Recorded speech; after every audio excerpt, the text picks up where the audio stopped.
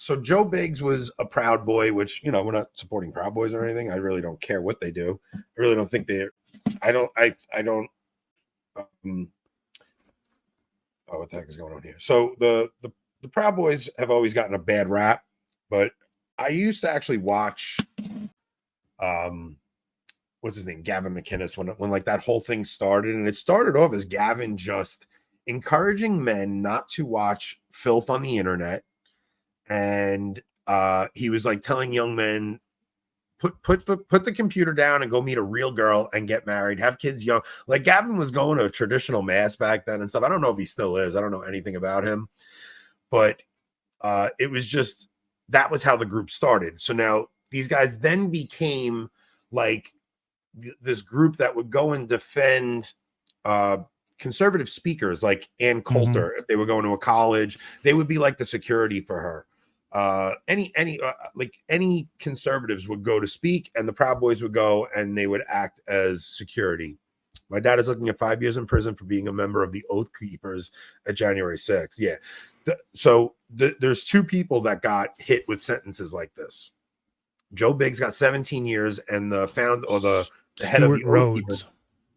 Yeah, Rhodes got 16 years, right? 18. 18? 18. All right, so yeah, let's go through the story. Joe Biggs, a Proud Boy leader convicted of seditious conspiracy, who the government says served as an instigator and leader during January 6th on the U.S. Capitol, was sentenced to 17 years. Dude, that is so, like, you think about, like, dude, this guy went to a rally, a Trump rally. I bet I could pull up 10 rapists right now who have gotten far less than 17 years. You go to a Trump rally. Like, that's so insane. This guy's life is over. Like, I was thinking about it. I'm like, what would I do? 17 years in prison. Like, that is insane. So Steven saying his dad is just a computer IT guy, wanted to do something patriotic, never broken a law in his life, and he's looking at 5 years in prison. That is so insane. This is a guy who just loves his country. He saw, dude, we all saw what they did in that last election. Like, people were, it's so crazy because I had my brother wanted me to go. It's like, let's go to DC. I'm like, I'm not going, man. Like, I just had a feeling. I was like, nah, I'm not going, man. I don't want. First off, I'm not into politics like that at all. Joe Biggs is a martyr, essentially. I mean, not for the faith. Not for the faith. That's my point. I'm not going to be a martyr for politics. Okay, like, I see what you mean. I see what you're saying. If I'm going to be a martyr, it's going to be for the faith. Like, I don't mind if you put me in prison. Like, the pro-lifers, as much as it's awful, at least it's for something noble, right? Like, it's for this thing where it's like, I'm going to prison. I'm facing 11 years because I tried to end a murder. Like, you can actually look at that and say, okay, like, there's something noble about this that's worth it. But to, like, you really see how the difference in politics and religion, like, politics has become religion for so many people. Right? Like, so many people. My dad, dude. Well, the whole QAnon thing. I mean, that more or less is a Gnostic religion at this point. It's a Gnostic religion. My dad thinks being a conservative and a Republican is equivalent to being a Christian. Like, that's how boomers think. They're like, well, and that's very Protestant too. It's like, well, I'm voting Republican. Like, they think that's the equivalent to being Christian because they don't, especially Protestants, they don't have liturgy. They don't have things like that. So it's like, as long as you believe the right thing. To them, the Pledge of Allegiance is the same thing as the Nicene Creed, if not higher.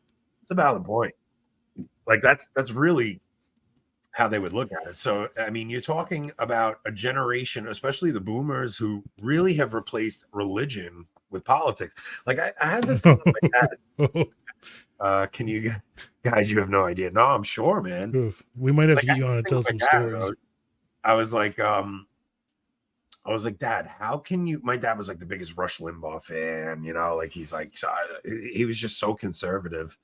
Would you be interested in having my friend Claire Hinshaw on. Her uncle John is one of the top pro-lifers who was arrested. She's a faithful Catholic who is trying to share the story. We'll talk after the show, Margot. We'll figure that out. I have a couple of people. I also have remember Emily Grace? We played her video.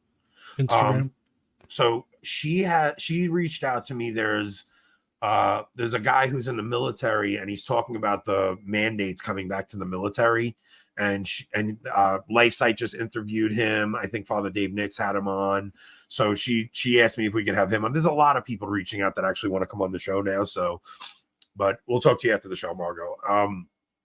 So my dad was, he is Catholic. He stopped going to mass, but I tried to get him to come to the traditional mass. And I'm like, Dad, just come to I don't need to go to the Latin mass. I don't understand what's going on. I'm like, Dad, how can you be so conservative in your politics and so liberal in your religion? Like, how do you, I don't understand how you can do that. It's because their politics really are still liberals. You know what I mean? Yeah. Like, I know that they're conservative for American politics, but it's still liberal. American politics are such a train wreck, man. They're such a train wreck. The Overton window has shifted so much. You don't even see any conservative politicians speaking out against same-sex marriage or anything anymore. No, like at all. That boat sailed 10 years ago. But that's the point. It's like, what are you conserving? What do you? I checked out of politics. I just don't care anymore. There's no politician that's coming to save us, especially when you see a story like 5 pro-lifers are facing 11 years. Like, that means this judge wouldn't allow, like, half the evidence they wouldn't allow was like, she's just an activist. She's not a judge. So when you have the court system infiltrated, because that's where we're at, like, the courts are infiltrated, the government's infiltrated, every single facet of authority in America has totally been infiltrated by these maniacs. There's just no voting our way out of this. I know people have a lot of hope that, like, they think if Trump gets in, something's going to change. I think it'll get worse. Yeah. I think it'll get worse. I think what they did under Trump last time, like, I mean, the Obama years were not as crazy as the Trump years. I'm not saying it was Trump's fault. I'm saying what they tried to do. I mean, they literally framed the sitting president. It's insane. The guy could not get anything done. Yeah, Don says, trust the plan. Trust the plan. Trust the plan. Like, I just don't care about I keep hitting the button. Sorry, Rob. Yeah, they say it doesn't exist. It's so insane, but it's just I have absolutely no hope in politics whatsoever. Like, I just think it's definitely not where we should place our hope, right? I don't understand how people are so convinced they did what they did in the last election, but they're like, but this one's going to be different. Because if you give that up, you know, that's dogma for the Americanist religion. If you give that up, if you recognize that that's not the solution, then you're giving up your whole worldview, right? As someone who's been indoctrinated into the American secular religion. So it's hard for people to give up their religion. And that's what it is. And politics has replaced religion. I'm telling you, and especially on both sides, it is the new religion, right? It's like, you saw what happened in England where that autistic girl, that so she's autistic. She gets that said a woman cop looked like a lesbian. Yeah, so this is an autistic girl, clearly a lesbian. I mean, that too. So she needed a ride home because she needed help getting home. So the sister calls the cops and says, "Hey, can you help me bring my sister home?" The sister gets home, and as she's coming into the house, she tells the mother, "Oh, I think she's a lesbian." And the woman loses her mind, and they arrest this autistic 16-year-old girl. The girl is losing her mind. She can't handle it. And it's like, you spoke blasphemy against the new one true faith. How dare you? I don't care if you're autistic. I don't care if you're handicapped. I don't care what your mental issue. You cannot speak blasphemy against the one true faith. And I mean, in England, people have been arrested for praying mentally in certain spots. in front of clinics. Like that is worse than anything Diocletian ever did. Diocletian didn't care if you prayed mentally. Yeah, He they're just wanted not you they're to- not having a protest. They're not out there holding a sign. They're not speaking on a loudspeaker. Literally, just like, how can they prove that that's what they were doing? How can you say? What if she's just standing there? Like, I don't know. What if they're just praying to some other god? Then they wouldn't care. But if you, Right, yeah, I'm telling you. exactly. So I really see today as like we're in Armageddon.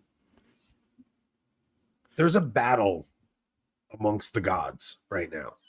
Like there are multiple, so if you look in the Old Testament, a lot of people are uncomfortable when you say this because it's not paganism where all the gods are equal, but there are Right. other gods, right? Like in the commandments, it says, have no other gods before me. They're not they're not creators. They're not the creator of the universe. They're not divine. They're angelic, obviously.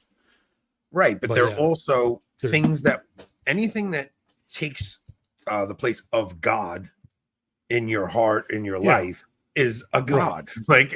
Like that is a god to you. So there's right now going on, there is a war of the gods. Like you're seeing the battle of Armageddon spiritually happening right now. You're seeing this fight for which god is going to win out. So for you had from probably like the 5th century up until maybe 100 200 years ago, you had Christianity was the dominant religion and God was, it was Christianity. But you're starting to see the ramparts of Christendom totally collapse, and you're seeing these other gods rise up, and you're seeing high priests from these other religions rise up. If you think of it, like as Catholics, worship to us is latria, right? Offering a sacrifice to the Trinity. And we do that through the Mass. But if you look at most of the secular West, they give sacrifices too, but it's their children killed in abortion. It's their body parts, sacrificed at the altar of trans ideology. And that's them giving latria to these demons. And really, if you think about it, there are more people worshiping and giving latria to demons than there are giving worship to God. So how can we possibly be surprised that we're at the place in the world where we're at now? It's so crazy. Like, and people don't see it that way. Like we're actually in, people think I'm being hyperbolic when I say Armageddon, but no, you're seeing, and I don't know how long this lasts, but you're seeing a war of it's almost like there is something to like, when you look at the story of King Arthur, right? And Merlin, it's like when I gotta stop saying like people hate when I say it. It's almost as if belief in these gods gives them power, right? Well, like definitely, even if you're looking just at a strictly natural level, I mean, it's like that. I forget the name of that actress who more or less celebrated her abortion. Michelle Williams. Yeah, Heath Ledger's her abortion did give her material success and power. Yeah, she offered her child as a sacrifice as she's holding an idol in her hand. She offered a child as a sacrifice for this idol, this golden idol statue that does nothing. Like, it's so strange, man. The times we are living in are so strange. Natalia, we know that they are, in fact, fallen angels. We understand that. So is that it is. No, absolutely. But if you even look in scripture, like we believe in the Lord of hosts, right? So I'm trying to say it in a way. They're lowercase God, the lowercase g gods. They're not God. Like there is one God.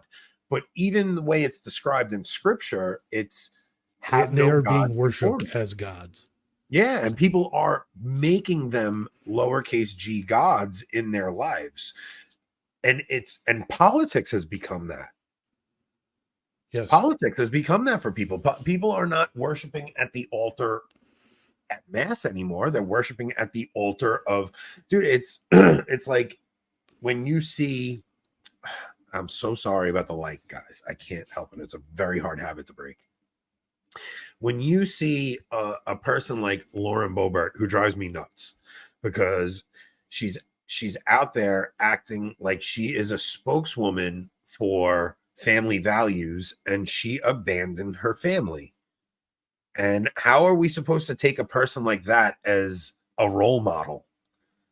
It doesn't make sense to me. Like, that drives me more insane than AOC, because at least AOC says what she is. But when you have a person like Lauren Boebert, who abandoned her husband and children to go and be a starlet in DC, and she's out there holding up signs